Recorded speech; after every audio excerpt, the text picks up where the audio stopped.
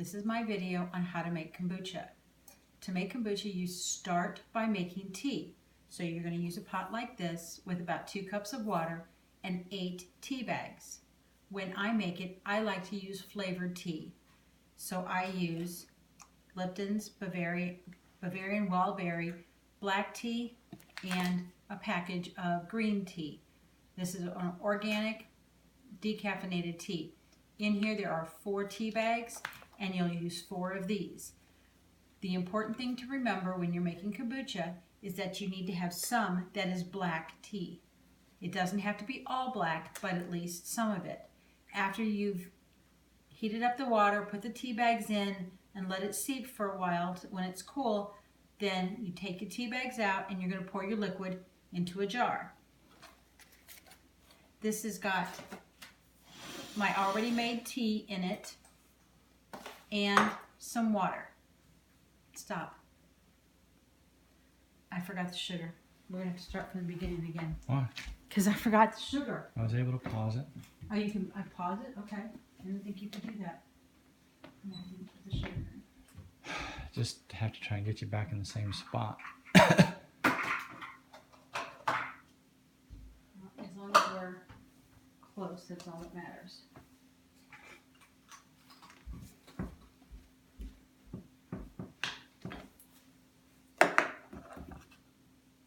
Okay. You pour it into the cup first. No, I can do that while I'm talking.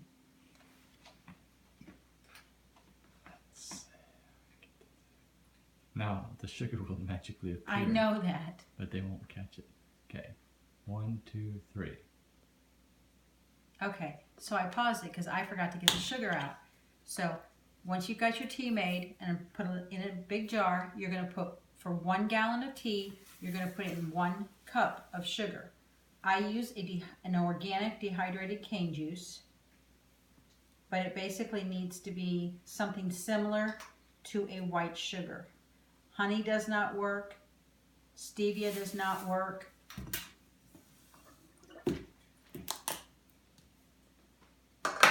With that done, we're going to stir it up a little bit.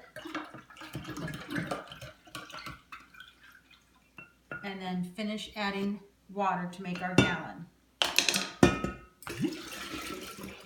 We're going to save just a little bit of room at the top because you need some of the old tea in there. About 2 cups of the old tea plus the SCOBY. This is my previously finished jar of kombucha. Notice I have it covered with a coffee filter and a rubber band to keep out any flying pests. This is my SCOBY. SCOBY stands for a symbiotic culture of bacteria and yeast. And it's a little on the slippery side.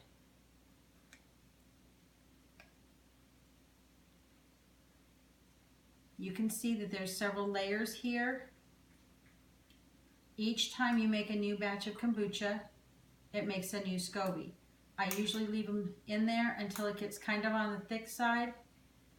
And it doesn't matter that it's tore up, it'll brew just fine. I'm actually just going to put both of them in there and then top it off with a little bit of kombucha. This acts as a starter culture and inoculates it so that the good bacteria are good and strong. This is done as far as getting it ready to ferment. You're going to leave it for 10 to 14 days in a dark place, and preferably a place with a very consistent temperature. I like to leave it in my basement in a back room that doesn't get much light and is also a very consistent temperature. Our stuff that has already been brewing that we took the SCOBY out of, we're going to strain. I use a fine mesh strainer because it gets little floaties in there and they're just kind of nasty to drink. It will not hurt you or anything else. It's just texture wise, they're not very good to drink.